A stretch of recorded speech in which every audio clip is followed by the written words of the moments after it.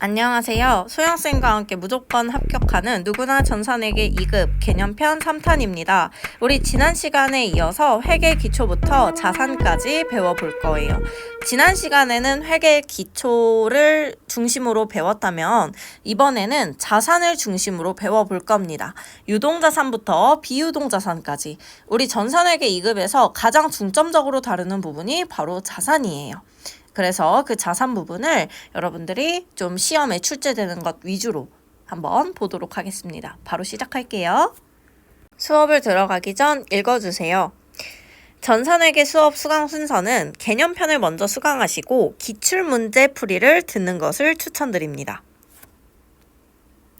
수업 자료는 모두 블로그에 탑재되어 있습니다. 기출문제에서 가장 많이 나오는 그리고 가장 많이 헷갈려하는 개념들만 모았습니다. 개념편도 중요하지만 자격증은 기출이 가장 중요합니다. 사실 기출을 여러분들이 이제 오답노트처럼 만들어서 계속 반복하는 게 가장 중요하거든요. 그 방법은 기출문제 들어가시면 제가 조금 더 자세히 설명하도록 할 거예요. 그때 여러분들 수강하실 때 참고하시면 더 좋을 것 같습니다.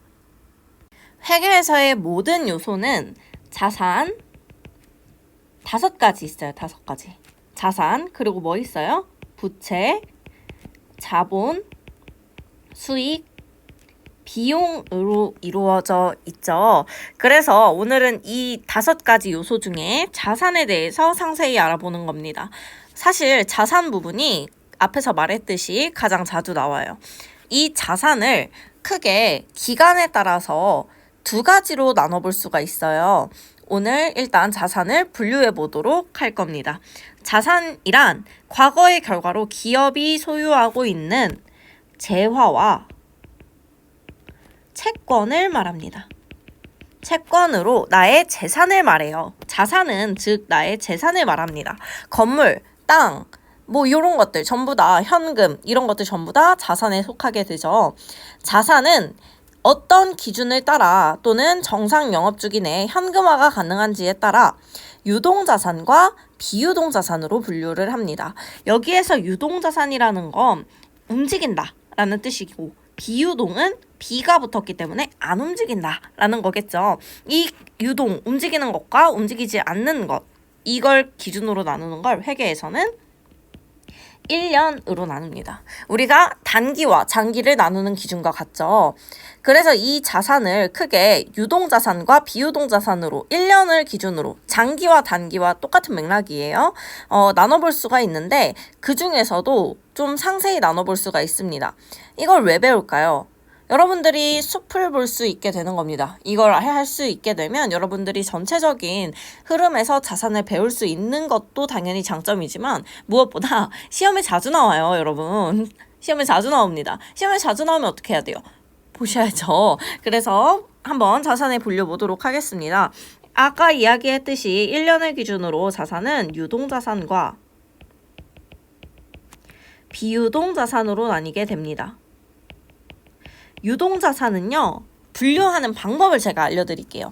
이걸 무작정 암기하시려는 것보다 기준에 따라 보시는 게 훨씬 쉽습니다. 유동자산은 크게 2가지로 나뉘게 돼요. 우리가 평소에 상품으로 가지고 있는 재고자산과 그 외에 당좌자산을 의미한 당좌자산이 있습니다. 당좌자산과 재고자산으로 나뉘는데 조금 확대해 볼게요. 이 재고자산이라는 것은요. 개정 과목 딱 하나만 포함된다고 보시면 됩니다. 바로 이 재고라는 뜻이 뭐죠? 재고. 상품이죠. 상품 외에 뭐 반제품, 반만 만든 제품, 직접 만든 제품, 뭐 원재료 이런 것들도 포함이 되긴 하는데 가장 대표적으로 나오는 게 상품이에요. 여러분들이 알고 있는 상품, 기업이 판매하기 위해서 가지고 있는 물건, 그게 바로 재고자산에 해당하게 됩니다. 그 외에는 모두 당좌자산이에요. 선생님이 말했죠. 1년을 기준으로 유동과 비유동으로 나뉜다. 그러면 얘가 단기와 장기와 맥락을 같이 한다. 단기 대여금, 자산이죠. 내가 단기적으로 돈을 잠깐 빌려준 거잖아요. 그럼 단기니까 어디에 속하겠어요? 유동자산에 속하겠죠. 그런데 선생님이 이 유동자산에서도 당좌자산이라는 것과 재고자산이라는 것으로 나뉘는데 재고자산에는 상품과 관련된 애들만 들어간댔어요. 상품, 그냥 상품만 들어간다고 보시면 돼요. 그러면 지금 단기대여금은 상품 아니죠? 그럼 당연스럽게 어디에 속하게 되는 거예요? 당좌자산에 속하게 되는 거예요. 분류하실 수 있겠나요? 이렇게 해서 자산을 분류하시게 됩니다. 그래서 당좌자산은 상품 외에 1년 내 현금화가 가능한 모든 자산이 당좌자산에 속하게 됩니다. 이렇게 유동자산은 분류하시면 돼요. 이렇게 두 가지로 나뉘게 된다. 자, 이제 비유동자산 보도록 할게요. 비유동자산은 앞 글자 따보겠습니다. 순서도 요대로 외우시는 게 좋아요. 투, 유, 무, 기입니다. 비유동자산은 현금화가 1년 이상 걸리는 자산들을 말해요. 그래서 투, 유, 무, 기 앞 글자만 따서 투, 자자산, 유, 형자산, 무, 형자산, 기타 비유동자산 이렇게 나뉘게 됩니다. 투자자산은 말 그대로 투자를 목적으로 가지고 있는 1년 이상 가지고 있을 자산, 장기 목적으로 가지고 있는 자산을 투자자산. 유형자산은 형태가 있는 거죠. 유형자산, 형태가 있으면서 얘는 뭐냐? 영업용으로 쓰이는 애들입니다. 투자용이 아니라 영업용. 얘도 마찬가지로 영업인데 형태가 있어요, 없어요? 형태 없어요. 무형이잖아요. 투, 유, 무형. 형태가 없다는 거니까. 그리고 기타 비유동자산은 그 외 찌끄레기라고 생각하시면 됩니다. 그래서 여러분들이 크게 투, 유, 무를 구분하실 수 있게 되면 나머지는 기타 비유동자산이구나. 맥락상으로 그냥 크게 넘어갈 수 있게 됩니다. 한 번씩 읽어보시면 될 거예요. 선생님이 그것도 교재 자료로 첨부했습니다. 그래서 여기 이 당좌자산에서 나오는 걸 먼저 볼 건데요. 이 부분에서 우리 지금 여기 부분 보고 있는 거예요. 자산의 분류에서. 이 부분 볼 건데 이 당좌자산의 가장 대표적이고 가장 현금성이 높은 현금화가 쉬운 게 뭘까요? 당연히 현금이겠죠. 현금화가 가장 쉬운 거. 그리고 그걸 묶어서 현금 및 현금성 자산이라고 부르는데요. 조금만 확대해 볼게요. 이 현금 및 현금성 자산은요. 여러 가지 계정 과목이 통합되어 있는 통합 계정입니다. 통합 계정이라는 개념 처음 들으시죠? 통합 계정은 여러 가지 계정 과목들이 합쳐져 있는 계정 과목이다 라고 생각을 하시면 돼요.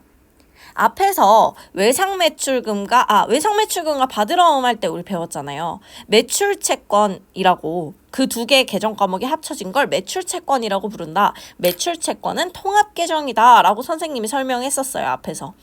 여기에서도 마찬가지예요. 여러 가지 계정 과목들이 합쳐져 있어서 통합계정이라고 부르게 되는 겁니다. 이 현금 및 현금성 자산은 크게 세 가지로 나눠볼 수가 있어요. 첫 번째 뭘까요? 현금이겠죠. 현금. 우리가 가지고 있는 현금화가 가장 쉬운 자산, 현금입니다. 현금화가 가장 쉬운 자산은 현금이죠. 그리고 내가 내놔라고 하면 언제든 내놔야 하는, 내가 주세요 요구하면 언제든 은행에서 지급해야 되는 요구불 예금이라는 애들이 있습니다. 예금은 통장을 이야기한댔죠. 여러분들이 일반적으로 체크카드에 있는 돈을 빼러 가서 은행에 돈을 빼러 갔을 때 ATM기에서 1일만 기다려주세요, 5일만 기다려주세요 하나요? 아니죠. ATM기에서 바로 뽑아서 돈 쓸 수 있죠. 그런 것들이 요구불 예금이에요. 자, 그리고 마지막으로는 현금은 아닌데 현금의 성질을 띠고 있는 현금처럼 좀 유동성이 높은 자산이다 하는 현금성 자산이 있습니다. 크게 이렇게 세 가지로 나눠볼 수 있어요. 자, 이렇게 크게 세 가지로 나눌 수 있었고요. 일단 현금 먼저 보도록 하겠습니다. 여러분들이 일반적으로 생각하는 현금은 지폐, 주화, 동전을 말하죠. 그런데 회계에서는 현금의 범위를 조금 더 크게 봐요.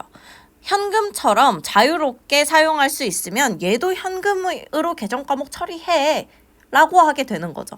그래서 그 현금 부분에 여러 가지 것들이 있는데 일단 기본적으로 통화, 지폐와 동전, 주화를 이야기합니다. 그리고 통화 대용 증권, 통화를 대신해서 사용할 수 있는 증권, 얘네들 전부 다 계정 과목 현금으로 처리하게 됩니다. 자주 나오는 부분은 선생님이 괄호로 비워놨어요. 그래서 그 괄호 부분을 중점적으로 보시면 되고요. 나머지 부분도 중요하긴 한데 한 번씩 그냥 훑어보면서 좀 익숙해지세요. 이거는 뭔가 막 통화대용증권에는 뭐가 있다 라고 딸딸 외우는 것보다는 여러분들 그냥 나머지 것들은 그냥 흐름으로 그냥 좀 많이 읽어보면서 익숙해지는 걸 더 추천드립니다. 자, 일단 제일 자주 나오는 동점 발행 수표입니다. 제가 동점과 당점 계정 과목 설명할 때 잠깐 언급했었는데 기억나세요? 동점 발행 수표, 동점과 당점. 다시 한번 복습 한번 해볼까요? 자, 동점,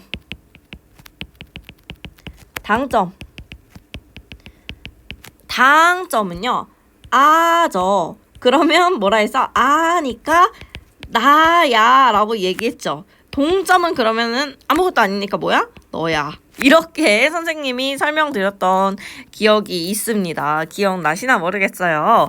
그래서 이 동점 발행 수표라는 것은 내가 아닌 너가 발행한, 타인이 발행한 당좌 수표를 말합니다. 그래서 여기에는 타인 발행 당좌 수표가 들어가게 됩니다. 사실 선생님이 좀 외웠던 방식을 좀 소개를 드리자면 수표에 한해서입니다. 수표에 한해서만 동, 현으로 외웠어요. 이게 뭐냐? 당점 발행 수표는 당좌 예금으로 처리하고 동점 발행 수표는 수표가 중요합니다. 현금으로 처리해라 라는 말입니다. 그래서 당점 발행 수표를 발행했다라고 하면 당좌 예금. 동점 발행 수표로 처리했다라고 하면 동현. 이렇게 좀 외우시는 겁니다. 제가 고등학교 때 선생님이 저에게 전수해 주신 방법이에요. 그래서 이 당점 발행과 동점 발행 이렇게 있다. 그리고 통화 대용 증권 두 번째 보도록 하겠습니다. 은행이 자기를 지급인으로 정하여 발행한 수표. 자기압 수표입니다. 자기압 수표 여러분들 10만원짜리 50만원짜리 수표 보신 적 있나 모르겠어요. 그게 바로 자기압 수표. 현금처럼 쓰이거든요. 뒤에다가 사인만 하고 신분증만 보여주면 현금으로 사용 가능합니다. 그래서 이 자기압 수표도 현금처럼 쓰이기 때문에 현금입니다. 자기라는 게 우리 회사를 의미하는 게 아니에요. 자기는 은행을 말하는 겁니다. 은행이 자기 앞으로 발행한 수표다. 은행은 망하지 않죠. 그렇기 때문에 현금처럼 거의 사용됩니다. 그래서 자기압 수표 현금입니다. 요거 자주 나와요. 요런 것들 분개할 때도 자주 나와요. 얘네들 현금으로 처리해야 된다는 거. 가계 수표. 말 그대로 우리 일반적인 개인이 가게에서 사용하는 발행하는 수표이고 계좌 없이 우편을 이용해 현금을 수송할 때 쓰는 제도. 얘는 뭐냐면요. 우편환 증서인데요. 우편환 증서라는 애도 현금이에요. 얘 뭐로 여러분들 자주 낚냐면요. 이거는 반대는 아니고 비교하셔서 알고 계셔야 될 게 잘 안 되네. 필기가. 자, 비교하셔서 알고 계셔야 될 게 우표입니다. 우표는 현금이 아니에요. 우표 뭐예요? 여러분들 제가 고등학교에서 수업을 할 때는 우표 모를까봐 요즘 편지 누가 보내요. 근데 우표 모를까봐 설명하는데 이렇게 편지에 여기 이 뒷면에 이렇게 조그만하게 붙이는 거 그거 우표예요. 근데 그 우표는 당연히 현금이 아니죠. 근데 우편환 증서 이름이 비슷한 우편환 증서는 현금으로 처리합니다. 그래서 제가 비교해서 알아놓으라고 해요. 이거 그래서 자주 나와요. 송금수표, 기한이 도래한 공사채의 이자표, 일람출금어음. 일람출금어음은 좀 내가 원래 어음이라는 게 나중에 줄게라고 나중에 날짜를 써놓는데 일람출금어음은 바로 이렇게 지급받을 수 있게 바로 그 날짜로 이렇게 써놓은 겁니다. 그래서 그럼 일람출금어음, 배당금 영수증, 여행자 수표 이런 것들도 현금으로 처리한다.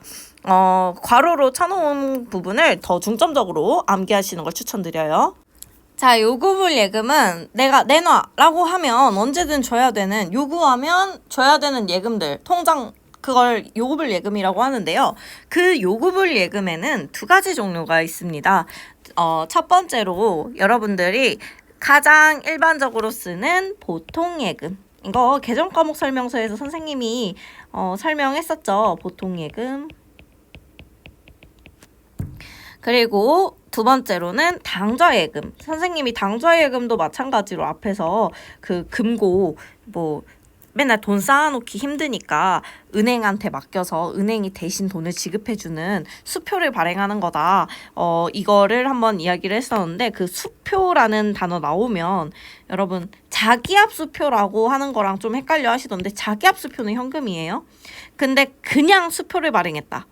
당좌 수표를 발행했다. 라고 이야기하면 당좌예금으로 처리하셔야 됩니다. 보통은 당좌를 생략해서 수표를 발행했다 라고 표현을 많이 해요. 분계에서는. 그래서 함께 알아두셔야 될 게 당좌차월이라는 애예요. 여러분들 이거 간단하게만 언급할 건데 내가 100만 원을 통장에 넣어놓으면 돈 얼마 뽑을 수 있는 거예요? 100만 원 뽑을 수 있죠. 당연한 거예요.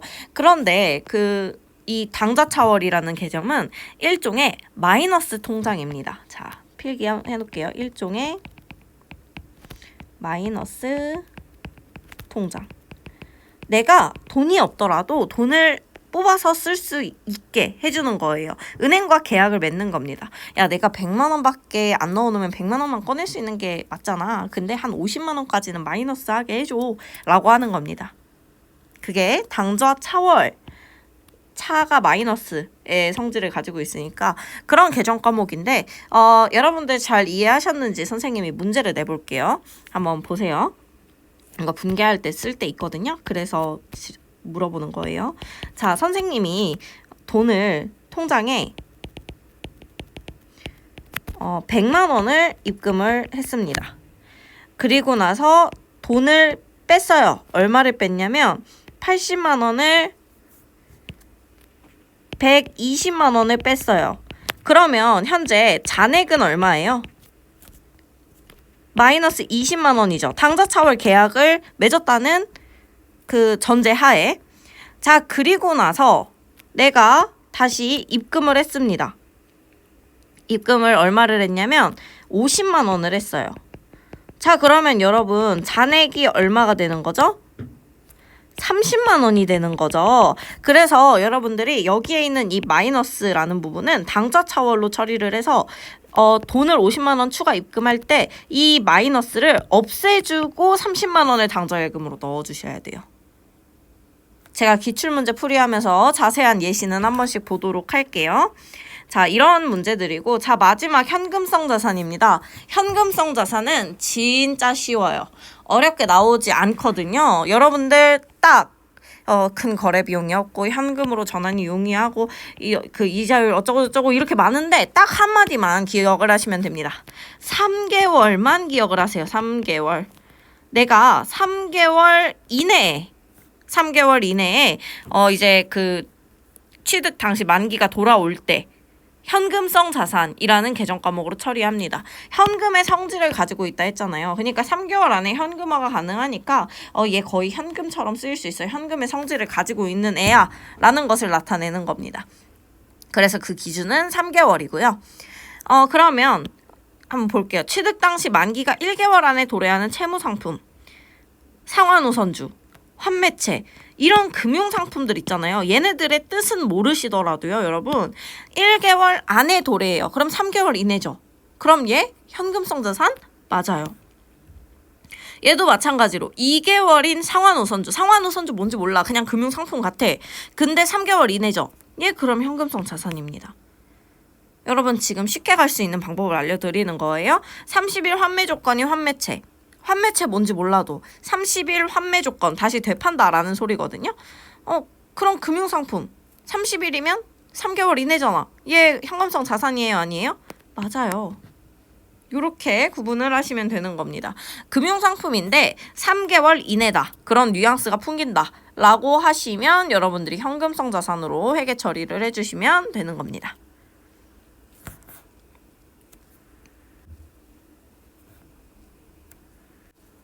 선생님이 이야기했듯이 유동자산에서 당좌자산과 재고자산으로 나뉘는데 재고자산은 상품만을 의미한다. 그래서 단기의 뉘앙스를 가지고 있으면 전부 당좌자산에 해당한다라고 이야기를 드렸는데요.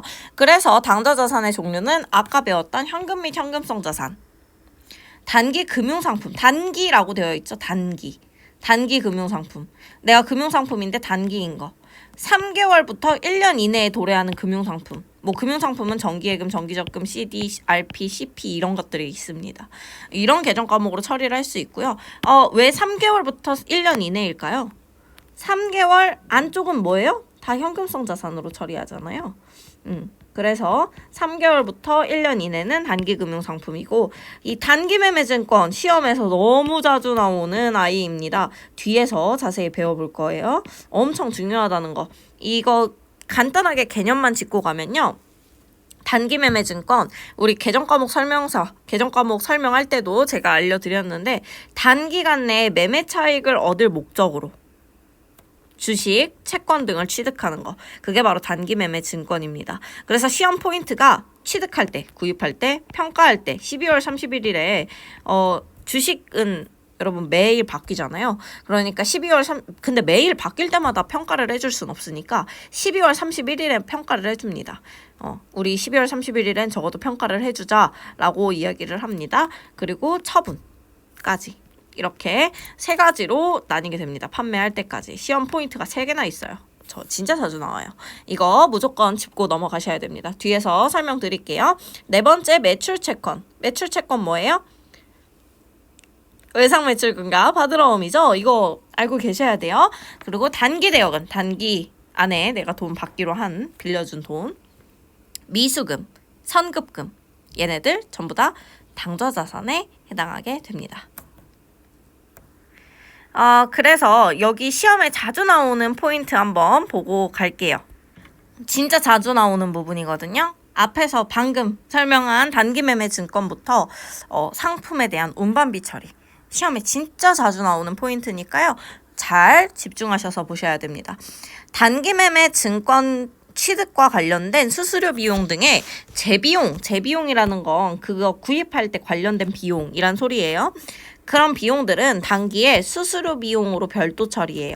비용 처리한다는 거예요. 수수료 비용 계정 과목으로 처리를 하는데 자산에 매입 당시에 드는 비용, 뭐 매입할 때, 구입할 때 취득세, 취득하니까 취득세, 자산 등록해야 되니까 등록세, 운반비, 수수료 비용, 중개수수료 이런 것들은요. 사실 일반적으로는 자산에 더해서 분계를 해줘요. 근데 단기 매매 증권은 예외예요. 그래서 시험에 자주 나온다는 거거든요. 자, 그럼 선생님이 지금 이렇게 이론으로만 설명을 하면 아리까리 할 수 있으니까 분계로 한번 보도록 할게요. 상품 10만 원을 매입하고 운반비 5천 원이 추가로 발생하였다. 이런 식으로 들어가게 되면요. 상품을 매입할 때 10만 원이 든 게 아니고 이 운반비 5천 원도 사실상 이 상품을 구입하기 위해 들었기 때문에 상품 10만 5천 원으로 분계 처리하시게 됩니다. 공을 하나 더 썼네요. 이렇게 쓰게 되고요. 그 다음에는 뭐 추가로 발생하였다 하면은 그냥 현금으로 처리를 해줄게요. 원래는 계정 과목이 적혀 있어야 되는데 없으면 보통 그냥 현금으로 처리를 합니다. 그래서 상품 10만 5천 원, 현금 10만 5천 원. 이런 식으로 처리를 해주시게 됩니다. 그런데 단기 매매 증권은 예외라는 거예요. 이렇게 이런 운반비들이나 뭔가 비용이 발생하면, 수수료 비용이 발생하면 수수료 비용으로 처리를 한다는 거예요. 자, 그럼 이것도 비교하셔서 분계 보겠습니다. 단기 시세 차익을 목적으로 상장회사인 부산철물이 발행한 주식 띄어쓰기 그 발행한 주식 100주를 한 주당 2만 원에 구입을 했대요. 여기에서 보시면 이 낚는 포인트들이 많은데요. 단기 매매 증권은 액면가라는 것을 봅시다. 액면가라는 건 종이에 적힌 값이에요. 종이에 적힌 값은 중요하지 않아요, 여러분. 주식은 지금 현재 시가가 얼마인지가 중요하죠. 내가 구입할 때 당시의 금액.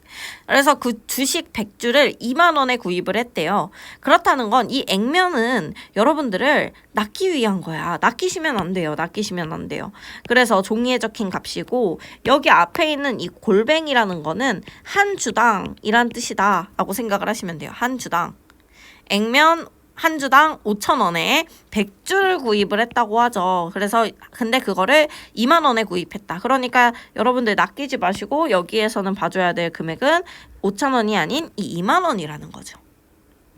2만 원에 구입을 했고 구입 수수료 2만 원을 포함하여 수표를 발행하여 지급하다. 문제가 길어서 좀 혼란스러울 수 있어요. 제가 한 번씩 끊어볼게요. 단기 시세 차익을 목적으로 상장회사인 부산철물이 발행한 주식.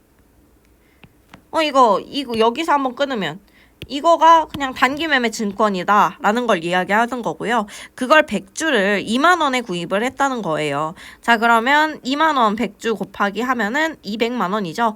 그래서 이 단기 매매 증권 단매증이라고 줄여서 쓸게요. 200만 원 구입했으니까 차변에 써주고 구입 수수료가 들었대요. 이 수수료를 뭘로 처리해야 된다? 단기 매매 증권에선 수수료 비용으로 처리해야 된다. 일반적인 자산을 구입할 때는 어떻게 처리한다? 이런 금액에다가 이런 자산 금액에다 포함시켜준다. 상품처럼. 근데 단기 매매 증권은 예외라서 자주 나온댔죠? 2만 원. 자, 그러면 이 202만 원을 대금은 돈이라는 뜻이죠. 돈은 수표를 발행하여 지급하다. 수표, 당좌 예금. 수표를 발행하여 지급하다는 당좌 수표를 발행하여 지급하다가 생략되어 있는 거라고 했어요. 그래서 당좌예금 202만 원 이렇게 하시게 됩니다. 자, 이제 취득 포인트를 봤어요. 선생님이 당좌예금은 1포인트, 2포인트, 3포인트까지 있다고 했죠. 그래서 그 세 가지 포인트를 취득부터 해서 다시 한번 짚어보겠습니다. 제가 이거 뒤에 있는 문제 있잖아요. 말이 꼬이네요. 뒤에 있는 문제도 여러분들 한번 선생님이랑 이렇게 풀어본 방식대로 한번 풀어보세요. 멈춰보시고. 풀어보신 다음에 제가 하는 풀이를 들어보시면 되겠습니다. 멈춰서 풀어보셨나요? 2월 1일 문제? 자, 그럼 다들 풀어봤다고 생각하고 풀어보겠습니다. 단기 시세 차익을 목적으로 주 놀이터가 발행한 주식. 이거 결국 단기 매매 증권을 이야기하는 거고요. 100주를 액면 5,000원 가격인데 를 한 주당 2만 원에 구입했다. 이거 선생님이 뭐라고 했습니까? 100주 이 5,000원 2만 원. 이거 여러분들 제가 5,000원에 구입을 했다고 생각하랬어요. 2만 원에 구입했다 생각하랬어요. 2만 원이죠. 그래서 100주에 2만 원을 곱해주시면 되는 겁니다. 200만 원이에요. 여러분 느끼셨겠지만 제가 살짝만 문제 바꾸고 금액 똑같습니다. 그래서 구입 수수료 2만 원을 포함하여 대금은 수표를 발행하여 지급하다. 내가 단기 매매 증권을 구입했기 때문에 단기 매매 증권 200만 원. 그리고 수수료는 단기 매매 증권은 수수료 비용 처리해줘야 되니까 2만 원. 수표를 발행하여 지급했기 때문에 대변에는 당좌 예금. 수표를 발행하다라는 말 되게 자주 나와요. 수표를 발행하여 지급하다 하면 공식처럼 대변에 당좌 예금 써주시면 됩니다. 자, 여기에서 위의 주식 중에 40주를 제가 구입했던 건 몇 주? 100주예요. 100주. 그래서 100주를 구입했는데 내가 40주를 처분한다고 합니다. 판매한대요. 판매하고 대금은 수수료 3만 원을 차감하고 현금으로 받아 즉시 당좌에 입하다. 여기서 중요한 포인트가 있습니다. 자, 여기 이 빨간색으로 제가 표시를 미리 해놓을게요. 우리가 취득 시에 수수료는 비용으로 처리해줬죠. 수수료 비용. 으로 처리해줬어요. 이거 기억하시고 문제 가보겠습니다. 자, 일단 처분을 했기 때문에 단기매매증권을 대변에다 써줘야 돼요. 그런데 단기매매증권을 24,000원에서 40주를 곱해주시면 될까요? 안 될까요? 안 됩니다. 왜? 여기에서 2만원에 구입했잖아요. 그래서 장부에 써있는 금액은 24,000원이 아니라요. 2만원입니다. 그래서 2만원을 기준으로 200만원이 적혀있기 때문에 24,000원을 기준으로 여기서 빼주게 되면 단기매매 증권이 금액이 안 맞게 돼요. 이상하게 돼요. 그래서 이때 여러분들이 단기매매 증권을 반드시 구입 당시의 금액으로 써줘야 된다. 이게 포인트입니다. 자, 그래서 구입 당시의 금액 한번 계산을 해보면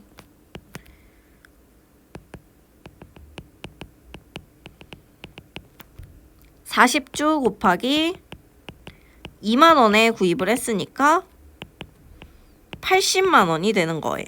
자, 그러면 단기매매증권의 금액은 80만원이 된다. 그리고 나서 내가 이제 24,000원에 처분을 했잖아요.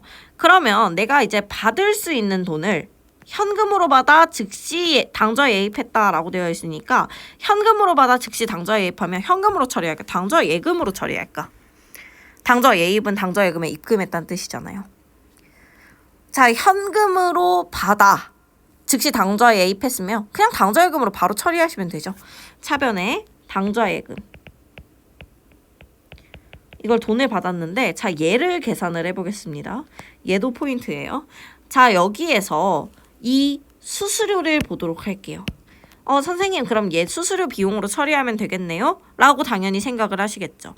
근데 아니라는 거예요. 여러분들 취득 시 수수료는 비용으로 처리한다고 선생님이 아까 이야기했죠. 처분 시의 수수료는 그냥 이익이나 손실이 발생한 거에서 플러스 마이너스 해줘요. 이게 뭔 소리냐. 내가 일단 제가 이제 문제를 풀어보면 자, 좀 더 명확해질 거예요. 24,000원. 내가 지금 여기에서 구입한 금액은, 판매하는 금액은 24,000원이죠. 24,000원에 곱하기 40주를 하게 되는 겁니다. 자, 그러면 이걸 계산을 했을 때는 24,000원 40주 하면 96만 원이네요. 96만 원이 되는데 이 96만 원을 온전히 받을 수 있느냐? 아니라는 거죠. 어떻게 해주래? 대금은 수수료 3만 원을 차감해주래. 여기서 3만 원을 차감해주는 겁니다. 내가 받을 돈에서. 자, 그러면 이걸 내가 실제로 받게 되는 돈은 93만 원이 되는 거야. 그래서 당좌 예금의 금액은 93만 원을 받게 됩니다.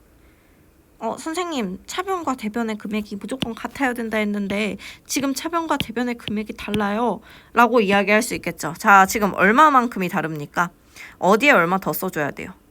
대변에 13만 원 더 써줘야 되죠. 이 13만 원을 써줍니다. 그래서 차변과 대변의 금액을 맞춰줘요. 그런 다음에 쓰시는 겁니다. 단기매매증권. 단기매매증권이라고 써주셔야 돼요. 저는 지금 줄여서 쓰고 있는 거예요. 이번에 처분했어요? 평가했어요? 처분했죠? 처분했는데 지금 이익이 난 게 눈에 보이긴 하죠. 80만 원짜리 93만 원에 판 거니까. 하지만 좀 더 덜 헷갈리는 방법을 알려드리자면 이런 거 비교 안 하셔도 여러분 여기 수익자리 아니에요? 수익자리니까 여긴 처분 이익만 적힐 수 있는 거예요. 그쵸? 처분 이익이 자연스럽게 적히게 되는 거죠. 손실도 뭐 나중에는 적힐 수 있지만 뭐 그거는 나중 얘기고 아무튼 지금 여기 전산회계 2급 수준에선 그래요. 자, 그러면 차변에는 여러분들 처분 이익이 아닌 처분 손실이 적히게 되는 거지. 이렇게 써주시게 됩니다. 그래서 원래라면 96만 원이었으면 처분 이익이 16만 원이었을 텐데 여기서 3만 원이 빠졌으니까 이익 손실에 13만 원으로 줄어든다. 이 말이 그 말입니다. 그래서 당좌예금을 계산을 하실 때 내가 실제로 받을 돈을 계산하실 때 잘만 계산을 해주시면 수수료를 뺀 금액을 잘만 계산을 해주시면 애초에 그냥 이걸 따로 조정할 필요가 없어요. 그러니까 사실 이렇게 하는 게 더 여러분들 덜 헷갈릴 수도 있겠네요. 죄송해요. 다시 지우고 비용으로 처리 안 함. 그냥 받는 금액에서 가감해줌, 더하고 빼줌 이라고 생각을 하시면 되겠습니다. 자, 이어서 마지막 문제 보도록 하겠습니다. 12월 31일 우리 회계기간의 마지막 날이 되었습니다. 결산이라고도 불러요. 그래서 결산 시 위에 주식에 대한 공정가치, 공정가치는 우리가 공정하게 평가한 가치, 시가를 말해요. 공정가치를 주당, 한 주당 22,000원으로 평가하다라고 되어 있는데 여기에서 평가할 때 과연 몇 주를 평가를 해야 되냐? 라는 거죠. 자, 여러분들 100주를 하시기엔 여기서 40주를 뺐죠. 처분했죠. 그럼 몇 주 지금 처리해야 돼요? 60주죠. 60주를 평가해 보겠습니다. 자, 원래 가격을 따져볼게요. 원래 가격 얼마예요, 여러분? 원래 가격 2만원이었죠. 근데 지금 22,000원으로 했으니까 큰 금액에서 빼볼게요. 22,000원이니까 올랐어요. 빼면은 한 주당 2,000원이 빠진 게 알 수 있어요. 여기에다가 몇 주 곱해야 돼요? 60주를 곱하시게 되면 플러스를 시켜줄 수가 있게 되는 거죠. 6이 12만원이니까 12만원만큼 올랐구나. 12만원만큼 단기 매매 증권 증가시켜줘야겠다. 근데 따로 돈이 들어온 거는 없으니까 대변에다가 단기 매매 증권 이때 써주는 게 처분이 아니고 이번엔 평가했죠? 평가 이익입니다. 12만원. 됐을까요? 자, 이렇게 해서 여러분들 단기 매매 증권까지 보았습니다. 이 부분 좀 어려웠죠. 그 단기 매매 증권은 선생님이 문제가 나올 때마다 기출문제에서 자세히 다뤄줄 테니 그때 더 익숙해지시고요. 여러분들 꼭 다시 한번 여러분들 스스로 풀어보세요. 중요해요. 그 과정이. 그러니까 꼭 한번 풀어보세요. 자, 그럼 지금까지 했던 것들을 토대로 문제 한번 풀어보겠습니다. 이거 실제 이론 기출문제거든요. 여러분들 한번 시간 내셔서 선생님이랑 앞에서 학습한 내용으로 충분히 풀 수 있는 내용이거든요. 한번 풀어보시기를 추천드립니다. 풀어보셨나요? 바로 풀이 들어가 보도록 할게요. 1번, 다음에서 설명하는 통합계정으로 재무제표에 표시되는 것이 아닌 것은 보겠습니다. 통합계정이라는 말이 나왔네요. 큰 거래 비용 없이 현금으로 전환이 용이하고 어쩌고저쩌고 했는데 여기서 짝딱 보이는 단어가 있죠. 어려운 말 필요 없어요. 여기에서 이 3개월 이내다 라는 핵심 단어를 뽑아내시면 됩니다. 선생님 저는 이게 바로 안 보이는데요 하시는 분들은 선생님이랑 더 많이 풀어보시면 돼요. 연습 많이 해보시면 됩니다. 당연히 첫 술에 배부를 수 없어요. 자, 그래서 3개월 이내인 거 이거 일단 현금성 자산이죠. 현금성 자산이면 통합계정 어디에 해당하나요? 현금 및 현금성 자산이라는 통합계정에 속하게 되죠. 그러면 여기에서 현금 및 현금성 자산이 아닌 거 찾으면 되겠네요. 통화 및 타임 발행 수표 맞습니다. 당좌예금, 요구불예금이고요. 보통예금도 요구불예금이에요. 정답은 몇 번이다? 매입채무. 애초에 얘는 부채죠, 부채. 통화대용증권에 속하지 않는 것은 현금은 아니지만, 그러니까 통화는 아니지만 현금으로 회계 처리하게 되는 그런 애들입니다. 자, 그래서 우편한 증서. 선생님이 얘 자주 나온댔죠. 우표랑 헷갈리지 말라고 하셨어요. 현금 맞고요. 약속어음 아닙니다. 자기압수표 맞고요. 타임 발행 수표 맞아요. 선생님이 자주 나온다는 게 딱 자주 나왔네요. 그래서 정답은 2번. 2번이에요. 3번. 기업과 니은에 들어갈 계정으로 올바른 것은 좋은 문제입니다. 타임 발행의 당좌 수표. 이거 타임 발행을 동점이라 했어요. 당점이라 했어요. 동점이죠. 현금. 남이 발행한 거는 현금. 내가 발행한 당점. 내가 발행한 수표는 당좌예금으로 처리합니다. 남이 발행한 수표는 현금. 내가 발행한 수표는 당좌예금. 그럼 정답은 4번에 속하게 되겠네요. 쭉쭉 풀어봤는데 잘 풀리나 모르겠습니다. 여러분들 이어서 풀어볼게요. 4번. 다음 대화에서 밑줄 친 기업과 니은의 계정 과목으로 옳은 것은 아까랑 같습니다. 근데 하나가 또 있어요. 좀 좋은 문제라서 가져와 봤어요. 타임 발행 수표. 타임 발행 수표는 남이 발행한 수표를 말하죠. 이거 뭐겠습니까? 현금이죠. 남이 발행한 수표 현금이라고 방금 얘기했잖아요. 근데 여기에서는 얘 동점 발행인데 수표가 아니야. 어음이에요. 선생님이 당당동현 하는 거는 수표에만 한다. 어음은 아니다라고 했어요. 여러분 일단 그럼 끊어서 한번 해볼게요. 동점은 내가 아니죠. 너죠. 너가 발행한 어음이라는 거예요. 남이 발행한 어음. 남이 발행한 어음 받았을 때 뭘로 처리하죠? 받을 어음으로 처리하죠. 그래서 이거 여러분들이 헷갈려 하실 것 같아서 일부러 가져왔습니다. 수표와 어음은 회계 처리가 다릅니다. 그래서 현금과 받을 어음에서 4번이 정답이 됩니다. 5번 현금 계정을 차변에 기입해야 하는 거래는 이거 그냥 간단하게 그럼 분개해 볼게요. 상품을 매출하고 약속어음을 받다. 어음 받았으니까 받을 어음 차변에 적히고 대변에 상품 매출. 대변했을 때는 여러분들 상품이라고만 쓰시면 안 된다고 했어요. 상품은 매입할 때만 쓰고 매출을 했을 때는 상품 매출이라고 써라 라고 이야기했죠. 전산회계에서의 규칙이에요. 2번 상품을 매입하고 당좌수표를 발행하여 지급하다.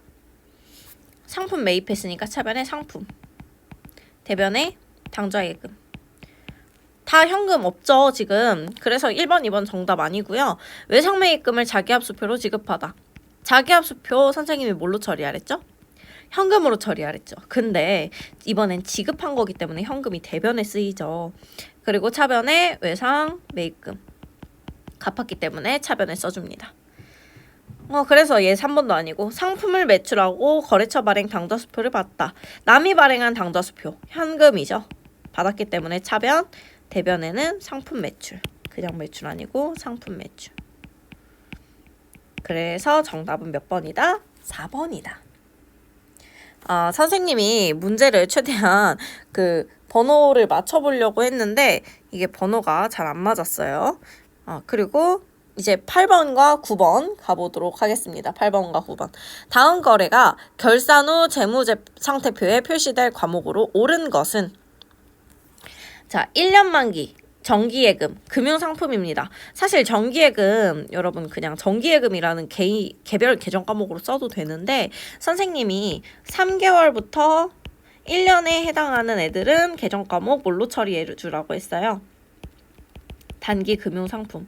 금융상품인데 3개월이 넘는 애들, 그치만 1년은 넘기지 않는 애들은 단기 금융상품. 똑같이 금융상품인데 3개월까지는 선생님이 뭘로 처리해라? 현금성 자산으로 처리해라 라고 이야기했죠. 그래서 정답 3번입니다. 9번입니다. 다음에서 밑줄친 가와 나를 회계 처리한 경우 재무상태표에 통합 표시될 계정 과목은 자, 가는 200만 원은 9개월 만기 정기적금. 정기적금도 금융상품이다. 그리고 9개월이면 3개월은 넘는데 1년 아니다. 그래서 얘도 단기 금융상품이고요.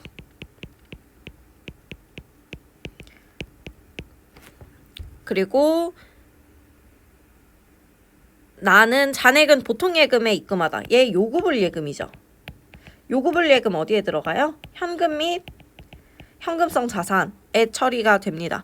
단기금융상품이라는 애는 여기에서 여러분들 좀 눈치껏 하시면 됐는데 단기 투자자산이라는 그 통합 계정이 있거든요. 이런 단기 금융상품 들어가는. 그래서 여기에서는 현금 및 현금성 자산과 단기 투자 자산 요렇게 눈치로 문제를 맞춰보면 됐습니다. 다음으로 가보겠습니다. 자, 이제 당좌자산 마무리했습니다. 이제부터는 재고자산에 들어가 볼 겁니다. 선생님이 유동자산과 자산은 비유동자산으로 나눌 수 있는데 너무 중요해서 계속 분류하는 거예요. 유동은 당좌자산과 재고자산으로 나눌 수 있고 비유동자산은 4개인데 앞글자 짜서 투, 유, 무, 기, 투자자산, 유형자산, 무형자산, 기타 비유동자산으로 이루어져 있다. 우리 지금까지 당좌자산에 대해서 배운 거고요. 이제 재고자산, 상품에 대한 계정 과목, 그리고 상품에서 나올 수 있는 관련된 문제들 알아보도록 하겠습니다. 유동자산, 재고자산 볼게요.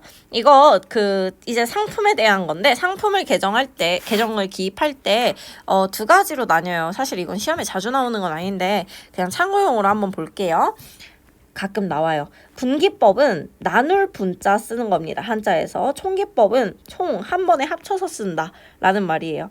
나눠서 쓰고 합쳐서 쓴다 라는 거거든요. 상품을 매입할 때는 똑같아요. 매입할 때는 둘 다 동일하게 차변에 상품 계정 과목 써주시고 뭐 예를 들어서 현금이면은 현금 이렇게 써주시게 됩니다. 총기법도 마찬가지예요. 그래서 그냥 똑같이 이렇게 달라지는 게 없어요. 그냥 여러분들은 찍찍 이렇게 하셔서 똑같다 표시해 주시면 됩니다. 근데 매출에서 달라져요. 분기법은 나눈다고 했잖아요. 나눈다고 했으니까 상품이 예를 들어서 원가가 100원짜리였다고 합시다.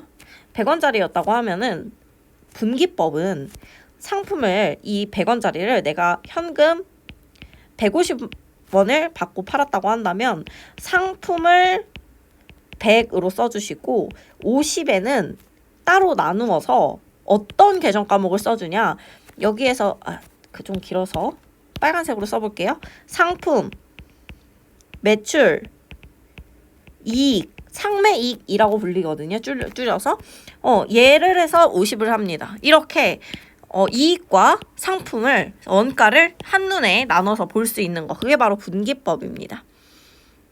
총기법은 전산회계 2급에서 일반적으로 사용하는 방법이에요. 똑같이 현금 150원에 팔았다고 한다면 상품, 매출 150 이렇게 한 번에 합쳐서 총으로 기입을 하게 되는 겁니다. 그게 총기법이고 분기법입니다. 이렇게 나눠서 쓰느냐 이익을 매출할 때 아니면 뭐 합쳐서 쓰느냐 그거에 따라서 분기법과 총기법으로 나뉘게 되는 겁니다.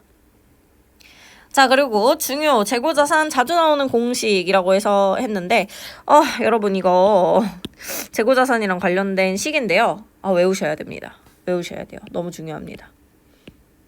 반드시 암기를 해주셔야 돼요. 재고자산 자주 나오는 공식. 이거 근데 그냥 무작정 외우실 필요 없고요. 제가 암기하는 방법을 알려드릴게요.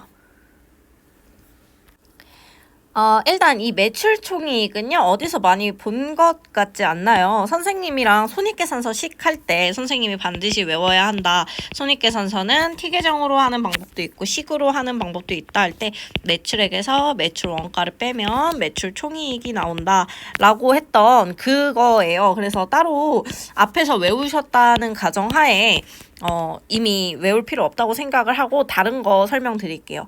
얘가 진짜 너무 자주 나오는 건데요. 얘네들 사실 다 응용해서 다 엄청 자주 나오거든요. 한번 보도록 할게요.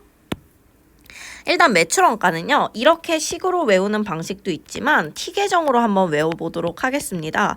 상품이라는 T계정을 한번 그려보세요. 여기에서 말씀드리자면 여러분 기초는요. 기초라는 게 뭐냐면 원래 지금 이전 연도에 우리가 늘 사업을 새로 시작하는 게 아니고 작년도에 넘어오는 게 있을 거 아니에요. 그 작년도에서 넘어온 것을 기초라고 하고요. 내년도로 넘어가는 것을 기말이라고 합니다. 기초는 증가하는 쪽에 맨 앞에 쓰입니다. 중요해요. 다시 한번 말씀드리겠습니다. 기초는 증가하는 쪽에 맨 앞에 쓰입니다. 그래서 지금 상품은 여기 무조건 회계는 T계정도 왼쪽 차변 오른쪽 대변이잖아요. 기초는 증가하는 쪽에 맨 앞에 쓰이니까 상품은 증가 어디서 하죠? 차변. 맨 앞은 여기죠. 기초. 이렇게 적힙니다. 기말은 감소하는 쪽에 맨 아래에 적힙니다. 그러면 여기에 적히게 되는 거예요. 대변의 맨 아래에. 그리고 나서 내가 계속 이 기초 원래 있는 금액으로만 하지는 않겠죠. 내가 물건을 추가로 구입을 할 거 아니에요. 그래서 그 추가해서 구입을 하면 어디에 적히겠습니까?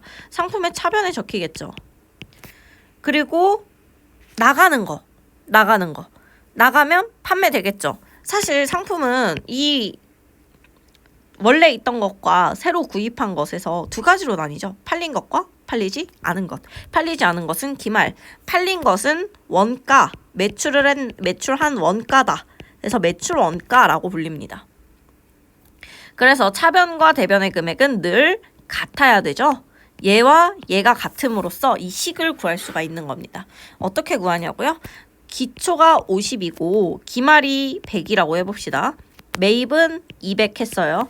그러면 차변에는 합계가 250이죠. 매출원가는 지금 몰라요. X예요.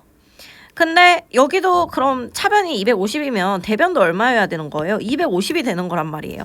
그럼 매출원가는 자연스럽게 얼마가 돼야 되는 겁니까? 250에서 100을 뺀 150이 되게 되는 거죠. 이걸 공식으로 나타낸 게 이거예요. 근데 이렇게 안 외우셔도 그냥 T계정으로 보시는 걸 더 추천드립니다. 그리고 여기에 있는 매입액은요. 사실 다양한 방법이 있긴 한데 여기에다가 뭐 애누리 이런 걸 쓰는 방법이 있는데 뭔지 알려드릴게요. 뒤에서. 근데 여기에는 순수한 매입액이 적혀야 됩니다. 순매입. 이렇게 하면 이 네 가지 요소로 모든 식을 구할 수가 있게 됩니다. 이런 맥락. 자, 기초는 맨 앞, 뭐 기말은 맨 뒤, 매입은 들어오는 거니까 차변, 나갔으면 대변, 뭐 요렇게 해서 흐름대로 암기하시는 걸 추천드립니다. 저도 그렇게 했거든요. 그런 다음에 자, 이제 단기 순 매입액입니다. 순수한 매입액이라는 거예요. 그럼 불순물이든 매입액도 있다는 거예요. 단기 순 매입액은요, 총 매입액이라는 불순물에서 매입 애누리, 매입 환출액, 매입 할인액, 매입 어쩌고라는 불순물들을 다 빼주면 순수한 매입액이 나와요. 애누리 환출 할인이 뭔지는 제가 다시 설명드릴 거예요. 자, 순 매출액도 순수한 매출액을 구해야 되는 거죠. 단기 총 매출액, 불순물이 가득한 애에서 매출 애누리, 매출 환입액, 매출 할인액 이라는 불순물들을 다 빼주면 순수한 매출액이 나와요. 이렇게 하시는 겁니다. 자, 그리고 일단 애누리, 환출, 환입, 할인 이거의 차이를 알려드릴게요. 할인은 내가 돈을 뭐 외상을 빨리 갚은 거예요. 외상값을 빨리 갚았을 때 야, 너네 돈 빨리 갚네? 고마워 라고 하면서 돈을 깎아주는 거예요. 할인, 깎아준다는 거잖아요. 깎아주는 거. 환출, 환입은요. 환출, 나가다. 입, 들어오다. 반품시킨 거예요. 반품시키거나 반품 받은 거. 반품 받으면 환입. 그러니까 매출하면 환입이죠. 매출했으니까 반품 받을 수 있는 거고, 매입했으니까 다시 내보낼 수 있는 거잖아요. 반품을 하거나 받는 거. 그리고 애누리는 제품에 하자가 있어. 하자가 있는데 쓸만은 해. 그러니까 야, 얘들아, 하자가 있는데 좀만 깎아줘. 우리 그냥 쓸게 라고 하는 겁니다. 환출 환입은 하자가 있어서 아예 못 쓰겠다라고 하는 거죠. 하자 X라고 하면 좀 그런가? 아무튼 하자가 있어서 얘도 아예 못 쓰겠다. 애누리는 좀 깎아주는 거다. 이런 차이입니다. 그래서 여러분들이 이런 순수한 매입액들 매출액을 구하려면 이런 총 불순물이 가득한 애에서 불순물을 빼줘야 된다. 매입 어쩌고 매출 어쩌고를 빼줘야 된다 라고 알고 계시면 되겠습니다. 너무 자주 나와요. 제가 지금 알려드린 흐름대로 이 공식을 암기하셔야 될 겁니다. 문제를 풀다 보면 조금 어느 정도 더 익숙해지는 면도 있겠지만 이런 흐름을 여러분들이 익숙해지게 만들어 놓으셔야 합니다. 재고자산 단가 결정 방법인데요. 재고자산을 상품을 구입할 때마다 금액이 달라지겠죠. 금액이 늘 같으면 좋겠지만 요즘처럼 뭐 인플레이션 심하고 이러면 금액이 매 주마다도 바뀔 수 있잖아요. 그런 경우에 어떻게 우리가 이 재고자산의 단가를 결정할 거냐라는 겁니다. 개별법은 말 그대로 상품을 하나하나 개별적으로 상품 가격을 정하는 거예요. 선입선출은 선입, 선출 얘가 여러분 시험에 엄청 자주 나와요. 다른 거는 뭐 이론 수준만 나오고 선입선출은 푸는 문제까지 나옵니다. 그래서 뒤에서 배워볼 거예요. 사실 다른 거는 거의 안 나온다고 보시면 돼요. 전산회계 2급 수준에서는. 선입선출은 먼저 입 들어온 것. 먼저 선 출 나간다 라는 뜻이에요. 그러니까 내가 1월 1일에 구입한 물건이 있고 12월 31일에 구입한 물건이 있다면 1월 1일께 먼저 나간다 라는 말입니다. 이게 선입선출. 후입선출. 나중에 입 들어온 것. 선 먼저 출 나간다. 1월 1일과 뭐 8월 3일 거 있으면 8월 3일께 먼저 나간다는 겁니다. 나중에 들어왔는데도. 상품을요. 자, 그리고 이동평균법은 계속 이동하면서 뭐 1월 1일에 구입했을 때 8월 3일에 구입했을 때 다 더해서 평균 내고 평균 내고 평균 내고 이걸 계속하는 거예요. 그게 이동평균법. 총평균법은 1월부터 뭐 12월 31일까지 구입한 거를 쭉 다 더해서 12월 31일에 한 번에 구하는 거예요. 그래서 총평균법이에요. 한 번에 구해서. 이동평균법은 구입할 때마다 새로 구해요. 그래서 평균이 이동한다 해서 이동평균법. 이렇게 간단하게 정의만 알고 계시면 되고요. 문제 푸는 방식은 선입선출법만 알고 계시면 됩니다. 사실 가끔씩 후입선출법도 나오는데 선입선출법을 이해하시면 먼저 들어오는 거 먼저 나가는 게 선입선출이니까 후입선출은 나중에 들어온 거 먼저 나가게 문제 풀어주시면 됩니다. 자, 문제 한번 풀어볼게요. 그 전에 이 실무에서 너무 중요한 부분이 있는데요. 여러분들 지금은 마음에 와닿지 않겠지만 이제 실무 들어가셨을 때 거래처를 입력을 하셔야 되거든요.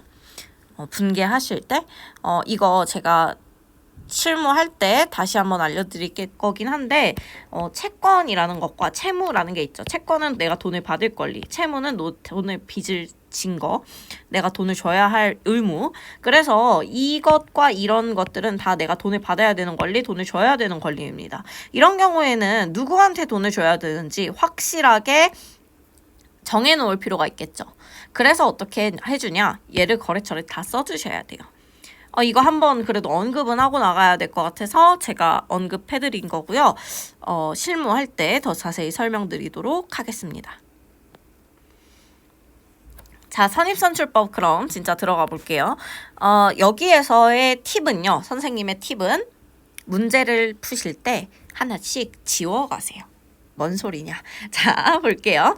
8월 1일 전월이월. 전월이월이라는 건 지난달에서 넘어온 게 50개가 200원짜리. 한 개당 200원이다. 라는 뜻입니다. 그래서 총 만 원어치가 있다라는 건데 여기에서의 포인트 첫 번째는 판매했을 때 지워라 라는 말입니다. 지워라 입니다. 자, 이거 뭔 소린가 보여드릴게요. 5일에 매입이죠. 매입. 그리고 150개죠. 이 220원짜리가 150개 있습니다. 이거 이렇게 들어왔을 때 그리고 매출은 이제 나간 거죠. 이거 매출할 때마다 봐주시면 되는데 매출할 때 60개를 매출을 했대요. 그 말은 뭐냐면 여기 이 50개랑 150개 있는 것 중에 판매했다는 거죠. 근데 선입선출이죠. 먼저 들어온 거 먼저 나간다. 그럼 1일과 5일 중에 1일 거를 먼저 없애주셔야 되는 거죠. 50개 없애요. 지워요. 이렇게 지우라는 겁니다. 근데 여러분 60개를 팔았는데 50개로 모자라죠? 150개에서도 한 개를 빼주셔야 됩니다. 그리고 나서 두 번째 포인트, 남은 개수를 써라. 그럼 덜 헷갈립니다. 자, 그러면 몇 개 남아야 됩니까?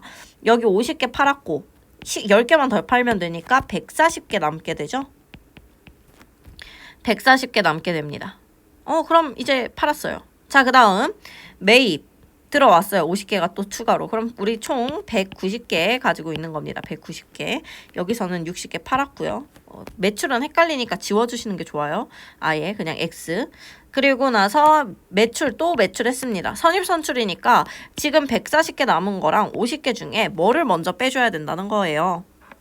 140개에서 먼저 빼주셔야 된다는 거죠. 그래서 얘도 지우고 몇 개가 남게 돼요? 140개에서 120개 빠져나가면 20개 남죠. 그래서 여기 이제 120개도 지워줍니다. 자, 그러면 지금 남아있는 건 여기에 써놓은 20개와 이 50개 추가로 매입한 것입니다. 판매 가능 상품액은요. 전월 2월과 원래 있던 것과 새로 매입한 금액을 총 더해주시면 판매 가능 상품액입니다. 그래서 10,000원 더하기 33,000원 더하기 12,000원을 더해주시면 이번에 새로 구입한 금액이 나오겠죠. 45,000원에서 55,000원이네요.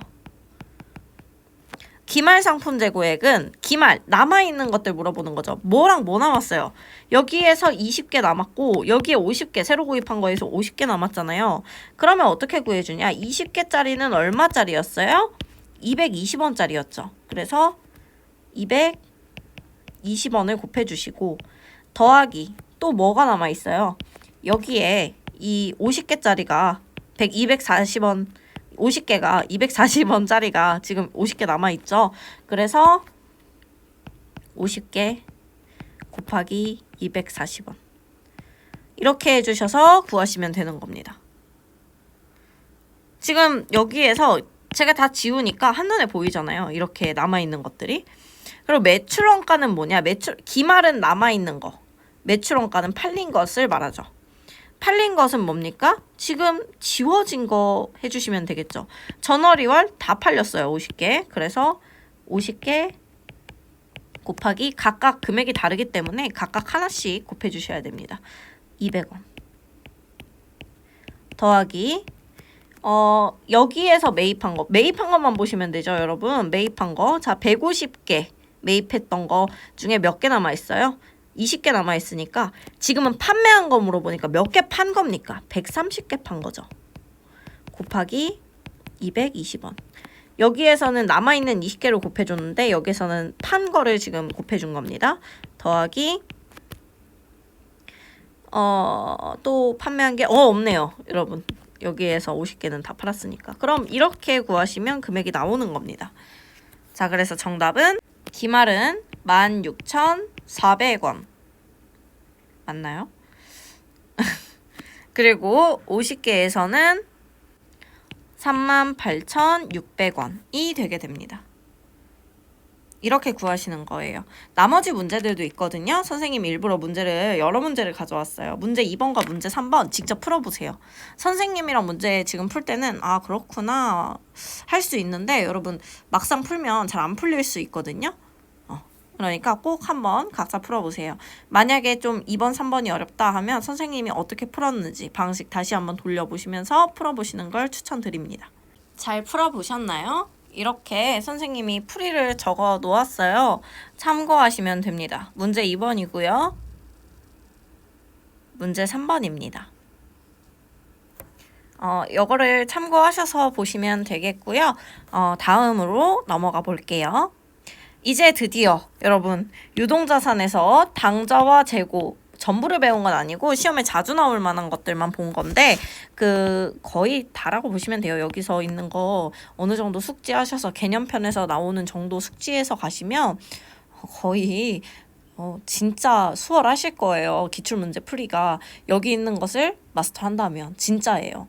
그러니까 내용이 너무 많다고 겁먹을 필요 없으시고요. 그래서 유동자산에서 당좌자산과 재고자산까지 배웠고 이제 비유동자산에서 투, 유, 무, 기 얘네들 배워보도록 하겠습니다. 투, 유, 무, 기에는 요런 뜻들이 있어요. 그래서 투자자산은 기업의 목적과는 무관하게 그러니까 투자를 목적으로 장기간 이익을 얻을 목적으로 유형자산은 영업활동에 장기간 사용하기 위해 형태가 있는 거 얘는 형태가 없지만 경제적 자산이 있는 거 그리고 얘는 찌끄레기 투유무에 속하지 않는 비유동자산 그래서 얘네들은 보시면 만기보유증권 매도가능증권 얘네들은 앞에서 주식을 구입할 때 우리가 단기 시세 차익을 목적으로 하면 단기 매매 증권이었고요. 주식이나 채권 둘 다. 그리고 만약에 내가 이걸 만기까지 보유를 할 거다. 만기는 사실 주식은 아니고 채권에만 해당이 되는 얘기예요. 그런 것까진 모르셔도 되고 아무튼 만기까지 보유할 목적이 있다. 그럼 만기 보유 증권. 시험 문제에 다 나와요. 어떤 목적이다. 그리고 단기도 만기도 아닌 장기 그냥 애매한 애다. 그럼 매도 가능 증권. 으로 회계 처리하시게 됩니다. 그리고 여기서 보시면 장기성 예금, 장기대여금. 확실히 비유동이니까 다 앞에 장기가 붙죠. 유형자산은 영업을 목적으로 구입하는 형태 있는 애들. 토지, 건물, 비품, 차량, 운반고 요런 애들. 전부 다 유형자산에 해당하게 되고요. 무형자산은 산업재산권, 영업권, 소프트웨어, 개발비, 광업권, 어업권. 다 눈에 안 보이는 형태들. 근데 여러분 여기서 주의하셔야 될 거. 시험에 좀 자주 나올 만한 거. 개발비입니다. 개발비. 우리는 지금까지 무슨 비로 끝나면 비용이에요 라고 대부분 비용이에요 라고 알고 있었는데 임대료가 예외였죠. 얘도 예외입니다. 얘도 개발비로 끝나는데 무형자산이에요. 헷갈릴만 하겠죠. 시험에 가끔 나옵니다. 그리고 기타 비유동자산에는 요런 애들이 있어요. 그냥 찌끄레기니까 좀 이렇게 표현하긴 그렇지만 그런 애들 한 번씩 훑어보시면 되겠습니다. 이런 개정 과목이 있다. 이렇게 해서 비유동자산 개념 잡아보았습니다. 자, 유형자산 취득입니다. 유형자산을 취득했다는 건 구입했다라는 이야기와 같죠. 그래서 취득 시 선생님이 앞에서 이야기했듯이 자산은 구입 시 재비용이라는 게 들면 재비용이라는 건 구입할 때 드는 모든 비용을 통틀어서 이야기해요. 이 재비용이라는 게 있다면 이거를 자산 가격에 플러스 시켜줘야 된다 했어요. 그런데 예외가 있는데 그 예외가 방금 배운 단기매매 증권. 얘는 비용으로 처리를 해줘요. 그래서 예외이기 때문에 시험에 자주 나온다고 했고 사실 얘도 시험에 자주 나옵니다. 그래서 취득 시 재비용을 반드시 포함하여 분개해야 된다. 라고 되어 있습니다. 이게 어떤 소리냐면요. 문제를 보시면서 이해하시는 게 훨씬 더 쉬우실 거예요. 업무용 토지를 구입하고 대금 200만 원과 라고 되어 있고 수수료, 수표 발행 지급하고 등기료 및 취득세를 50만 원의 현금으로 납부하다. 라는 문제를 보시면 잠시 시간을 드릴 테니까 한번 읽어보세요. 이런 문제를 보시면 200만 원과 30만 원, 50만 원은 각각 따로 분개를 해야 될 것 같죠. 토지는 200만 원, 수수료 비용은 30만 원, 등기료 및 취득세는 세금과 공과로 50만 원. 하지만 그렇게 하지 않습니다. 구입할 때 당시에 든 비용들은요. 전부 다 포함해서 토지 가격에 플러스 시켜준다 라는 겁니다. 이 토지 가격에 플러스를 시켜주셔야 되고 200만 원, 30만 원, 50만 원을 전부 더한 여기에 공이 하나가 더 많아요. 50만 원까지 더한 280만 원이 토지의 가격이 되는 겁니다. 그리고 나서 여기 200만 원과 30만 원은 수표 발행 지급했다. 수표 발행 지급하면 대변에 당좌 예금 230만 원 그리고 50만 원은 현금으로 납부했다 라고 문제에 나와 있기 때문에 대변에 현금 50만 원 이렇게 분개할 수 있게 되는 거죠. 여기서의 핵심 포인트는 뭐냐? 당좌예금과 현금으로 나뉘는 것보다는 이 토지가 280만 원으로 200만 원, 30만 원, 50만 원을 더한 가격으로 나오게 된다라는 것이 핵심 포인트인 거죠.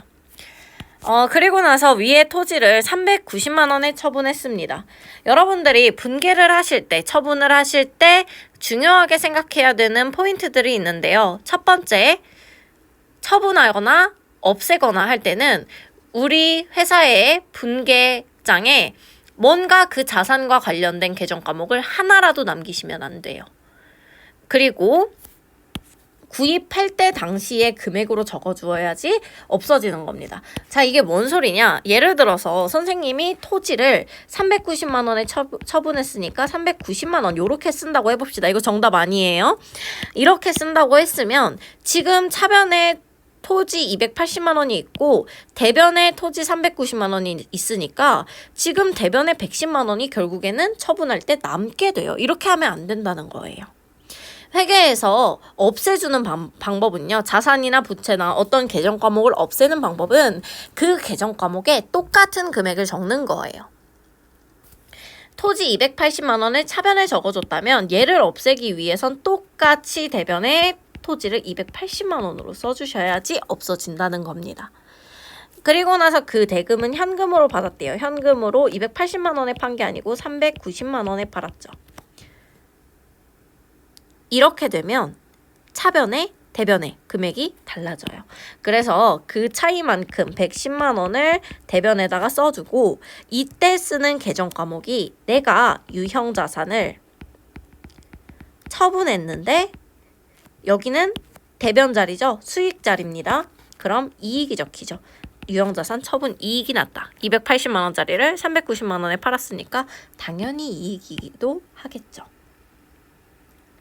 이렇게 유형자산 취득 알아보았습니다. 유형자산 취득과 처분이 사실 이게 좀 쉽게 나온 문제고요. 조금 어렵게 꼬아서 나오면 뒤에서 개념을 배울 건데 감가상각 누계액이라는 개정 과목이 껴서 나오거든요.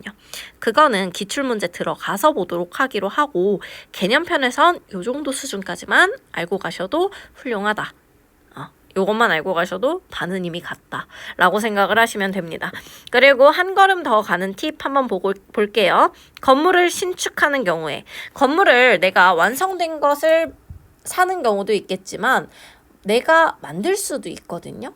그러면 그렇게 만들었을 때 신축하는 경우에 새로 지을 경우에 건물이 완성될 때까지 비용은 건설 중인 자산 지금 만드는 중이다 라는 뜻이에요. 건설 중인 자산이라는 계정 과목으로 처리했다가 이게 계정 과목 이름이거든요. 건물을 만들고 있는 중에 처리하였다가 건물이 완성되면 뭘로 바꿔줘야 될까요? 건물로 바꿔주셔야 되는 거죠. 그래서 건물이 완성되기 전까지의 비용은 건설 중인 자산으로 처리했다가 이제 완성되면 그거를 뭘로 바꿔준다? 건물로 바꿔주는 분계를 해야 됩니다. 이거는 만약에 예시가 나오게 되면 좀 더 자세히 보도록 할게요. 그냥 요 정도 수준만 알고 계시면 되겠습니다. 자, 이제 유형자산을 구입했어요. 구입했는데 유형자산에 뭔가 돈이 추가로 들 수도 있겠죠. 예를 들어서 내가 건물을 샀는데 건물에 형광등이 깨질 수도 있겠고요. 건물 겉에다가 도색을 하고 싶을 수도 있겠고 건물 층수를 하나 늘리고 싶을 수도 있어요. 그런 경우를 뭐라고 하느냐? 유형자산을 취득한 후에 돈이 지출되었다. 유형자산 취득 후 지출이라고 합니다. 이 지출은요. 돈이 크게 나갔냐? 적게 나갔냐? 뭔가 이 자산에 큰 영향을 줬느냐, 큰 영향을 주지 않았느냐에 따라서 지출의 종류가 두 가지로 나뉘게 됩니다. 이 두 가지 보도록 할게요.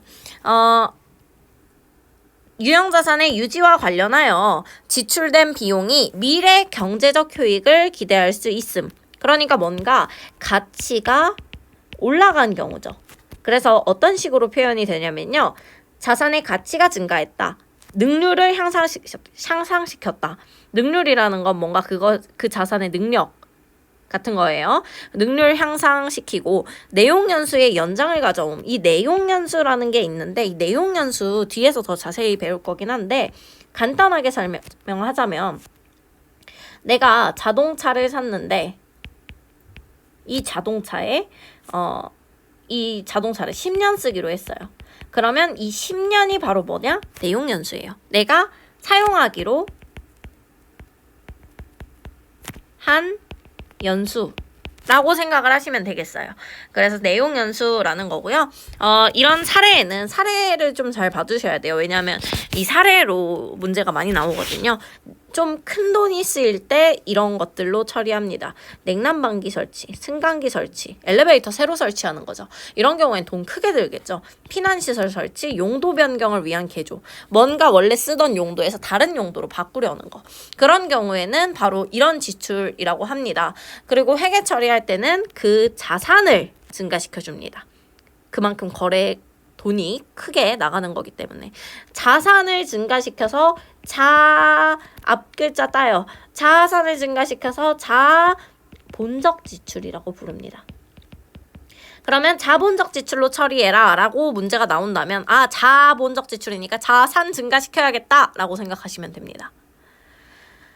그리고 좀 작은 돈이 드는 상대적으로 중요성이 좀 덜한 원상회복이나 유지보수 때 사용하는 것들, 그게 바로 수익적 지출이라고 합니다. 수익적 지출. 현상 유지, 원래대로 그냥 유지하는 거, 능률 유지, 얘는 능률 향상인데 얘는 유지시키는 거. 건물의 도색, 벽의 도색, 파손된 유리 교체, 고장난 부품 교체, 형광등 수리 이런 것들은 뭔가 건물의 가치가 오른다기보다는 그냥 현상을 이 건물을 유지하기 위한 유지비죠. 이런 수익적 지출은 얘도 마찬가지로 앞글자 따겠죠. 회계 처리할 때 수익적 지출은 수선비로 처리합니다. 비용이에요. 앞글자 따서 여러분들 암기하시면 훨씬 더 쉬워요. 자본적 지출은 자산을 증가시키고 수익적 지출은 수선비로 처리한다. 자, 그러면 실제 문제를 풀어보겠습니다. 자산 가치 증대를 위해 이거 뭡니까? 자본적 지출이에요. 큰 돈 나가는 거. 냉난방기와 승강기를 설치하고 모든 비용은 당좌수표로 5천만 원을 지급하다 라고 되어 있습니다. 자본적 지출이니까 자산을 증가시켜야겠죠. 이 자산은 뭡니까? 건물이죠. 건물 5천만 원. 대변에 당좌 수표를 지급했으니까 당좌 예금 5천만 원으로 처리하시게 되는 겁니다. 이제 취득 후 지출 배워봤어요. 여러분 유형자산 관련된 게 시험 문제에 자주 나와요. 그래서 유형자산을 좀 잘 봐주셔야 합니다. 이제 유형자산 취득 후 지출 외에 또 자주 나오는 단골 문제, 얘도 너무너무 중요해요. 감가상각비라는 아이 알아보겠습니다. 선생님이 감가상각을 가르칠 때마다 그리는 그림이 있어요. 제가 좀 그림을 잘 그려요. 자, 한번 봅시다. 자, 이게 뭘까요? 이게 뭘까요? 자, 자동차죠. 누가 봐도 자동차죠. 이런 똑같은 자동차가 있다고 합시다. 똑같은 기종에 똑같은 조건이 있어요. 근데 얘는 뽑은 지 1년 된 차예요. 얘는 10년 된 차예요. 냄새도 나요. 좀 약간 꾸졌어요. 이런 자동차가 있다고 합시다. 여러분들 근데 얘랑 얘 중에 어떤 자동차를 더 타고 싶으세요? 1년 된 자동차를 타고 싶은 게 일반적이겠죠. 그런데 이 1년 탄 자동차가 회계 장부상에 500만 원이라고 적혀 있고 10년 탄 자동차도 500만 원이라고 적혀 있다면 이거 뭔가 좀 맞지 않겠죠. 그래서 어떻게 해주느냐, 이런 자산의 가치가 깎이는 것을 반영해 줍니다. 언제? 12월 31일마다. 12월 31일마다 이 가치가 깎이는 것을 반영을 해주는데 그것을 바로 감가상각비라고 합니다. 가치가 깎인다라는 거예요. 그래서 토지와 건설 중인 자산을 제외한 얘네들 제외하는 것도 시험에 꽤 나오거든요. 토지와 건설 중인 자산을 제외한, 왜 제외할까요? 토지와 건설 중인 자산은 가치가 깎이지 않아요. 여러분 오래된 토지, 오래된 땅이라는 것은 없죠. 그래서 토지는 가치가 깎이지 않습니다. 건설 중인 자산도 아직 완성되지 않은 건물이기 때문에 가치가 깎이지 않아요. 건물로 완성되고 나서부터 가치가 깎입니다. 그래서 이 자산을 제외하고 모든 유형 자산은 감가상각을 해주게 됩니다. 그래서 그런 시간의 경과에 따른 경제적 가치의 감소를 12월 31일 결산일에 장부금액에 반영시키는 것. 그게 바로 감가상각비입니다. 이걸 10만 원, 100만 원 이런 식으로 1년에 정해진 금액을 깎게 돼요. 그래서 이 감가상각의 3요소에는 취득원가, 원래 구입한 금액, 이 1년짜리 자동차만 봤을 때는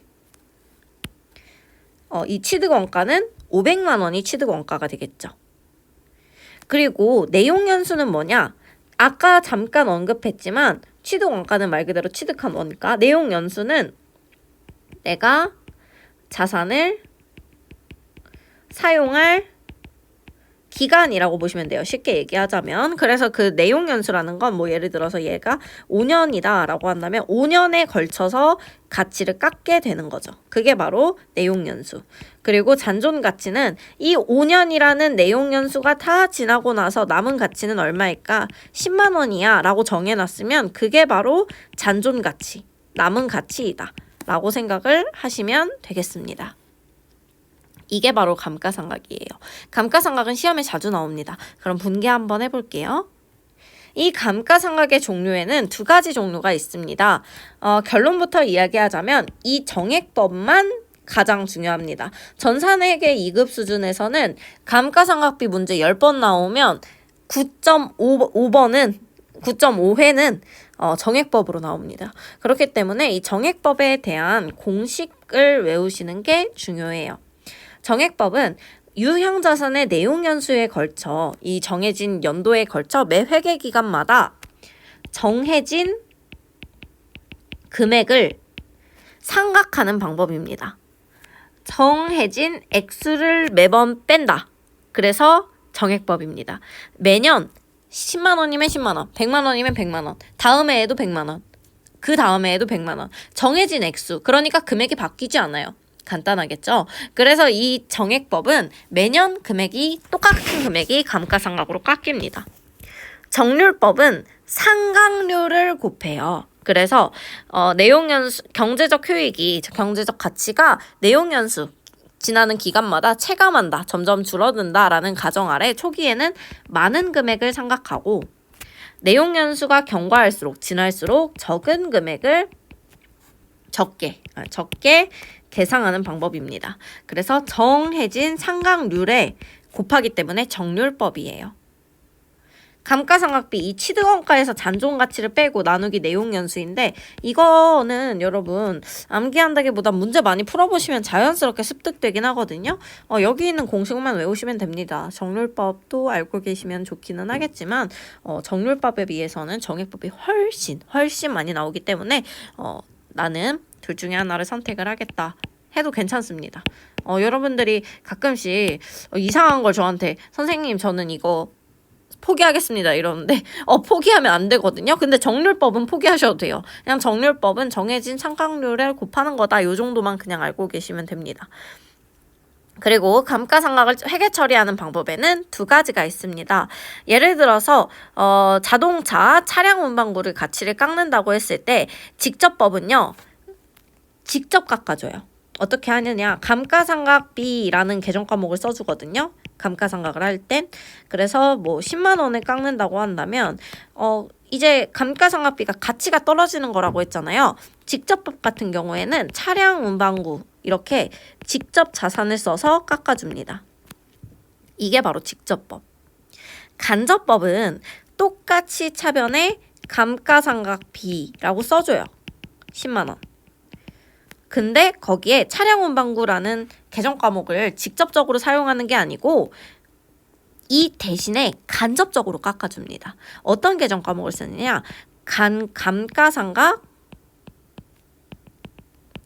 누계액이라는 계정 과목을 사용해 줍니다. 그래서 간접적으로 깎아줘요. 감가상각 누계액이라는 가치를 써줍니다. 그냥 차량 운반구 대신에 쓰인다라고 보시면 돼요. 그렇기 때문에 여러분 감가상각 누계액은 감가상각비를 처리할 때 대변에 쓰이겠죠. 차량 운반구를 깎아주는 대신에 감가상각 누계액 대변에 쓰게 되니까. 이걸 강조하는 이유가 있어요. 제가 기출문제 들어갈 때 다시 한번 설명드리도록 하겠습니다. 이렇게 근데 그 회계기준법에서는 간접법을 채택하고 있거든요. 그래서 간접법으로 여러분들도 회계 처리를 해주셔야 돼요. 전산회계에서도. 그래서 이 간접법을 사용하는 이유가 있겠죠. 직접법을 사용하면요. 차량 운반구의 가치가 원래 100만 원이었다고 합시다. 그럼 이 100만 원의 가치를 계속 깎는 거예요. 그럼 다음에 얼마 돼? 90만 원. 80만 원. 그렇게 되면 원래가 얼마였는지 이 자동차에 원래 구입했던 금액이 얼마인지를 파악하기가 어려워집니다. 그런데 간접법은요. 차량 운반구 100만 원은 유지돼요. 왜? 차량 운반구를 깎아주는 게 아니고 감가상각 누계액을 가치를 깎아주니까요. 그래서 2년을 깎았다고 했을 때 2년을 감가상각했다고 했을 때 그럼 감가상각 누계액은 얼마가 쌓여 있겠어요? 20만 원이 쌓여 있겠죠. 그러면 이걸 한눈에 파악할 수 있는 거야. 내가 원래 차량을 구입한 금액은 100만 원이었는데 지금 가치가 깎인 건 20만 원만큼이구나. 이렇게. 그래서 장점이 유형자산의 취득원가, 원래 구입한 금액과 감가상각 누계액, 지금까지 감가상각 누계 쌓인 거, 감가상각비가 쌓인 금액을 동시에 파악할 수 있다는 게 간접법의 장점이에요. 그래서 간접법 많이 이용합니다. 자, 그럼 문제 풀어보셔야겠죠. 이거 문제 풀고 나면 우리 개념편 3편은 마무리하게 됩니다. 긴 여정이었어요. 여러분 고생하셨어요. 내용이 너무 많았죠? 알고 있어요. 힘드셨다는 거. 그래도 우리 화이팅 해봅시다.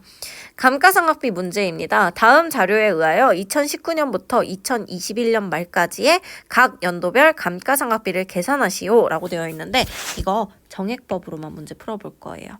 자, 정액법을 구하는 방법. 정액법으로 감가상각을 구하는 방법. 취득원가에서 잔존가치를 빼고 거기에다가 나누기 내용연수를 해주시면 됩니다. 자, 그러면 문제 풀어볼게요. 여기에도 제가 공식을 적어놨네요. 이거 공식 그대로 대입해 주시면 됩니다. 자, 그러면 조금 확대해서 볼게요. 취득원가는 구입 금액과 같죠? 여기서 찾아보시면 됩니다. 지금 찾아볼게요. 2019년 1월 1일에 구입했고 이제 12월 31일마다 감가상각 가치를 깎아주셔야 돼요. 그래서 200만 원에서 잔존가치 20만 원을 먼저 빼줍니다. 그러면 180만 원이에요. 거기에서 내용연수를 나눠줘요. 잔존가치 여기 있고 내용연수 몇 년? 3년. 여기서 3을 나눠주시면 되는 거죠. 3년. 여러분이 가끔씩 선생님 3년을 어떻게 나눠요? 이러는데 3 나눠주시면 돼요. 180만 원에서 3을 나눠주시면 60만 원이죠.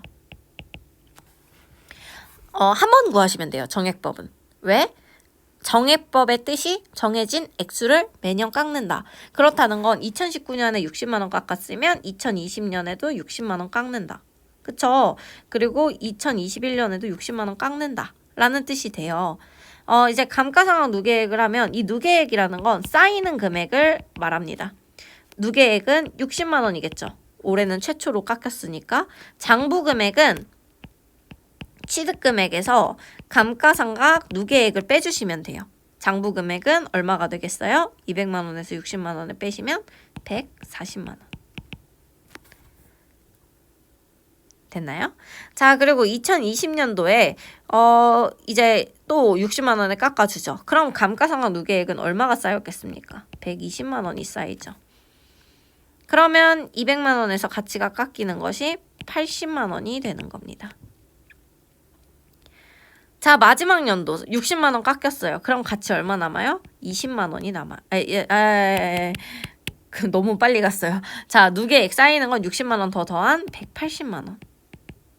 그럼 장부금액 얼마 돼요? 20만 원. 자, 마지막 연도에 잔존 가치만 남게 되죠. 이거는 그냥 표로 나타내 본 거고요. 분계를 할 때는 직접법과 간접법으로 해보겠습니다. 우리가 일단 분계를 할 때는 첫 번째 공식을 대입해서 금액을 구한다. 그리고 분계해 주시면 됩니다. 그리고 이거 분계 60만 원인 거 구했으니까 직접법 같은 경우나 간접법 같은 경우나 차변에 감가상각비가 들어가는 건 똑같아. 60만 원인 것도 똑같아. 감가상각비라고 쓴 거예요. 줄여서 쓴 겁니다. 그리고 나서 대변에는 직접법은 어떻게 한다고? 직접 깎아준다고. 지금 구입 품목을 보시면 뭡니까? 업무용 책상이잖아. 이거 뭐죠? 개정 과목? 비품이죠. 비품을 직접 깎아주는 거예요. 직접법은. 비품 60만 원.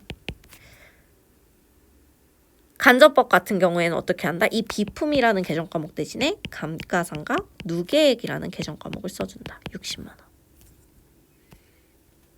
자, 이렇게 분계하시면 됩니다. 여러분, 감가상각 분계는 너무너무 중요해요. 그렇기 때문에 잘 봐놓으셔야 합니다. 끝! 와, 드디어 개념편 3편이 끝났습니다.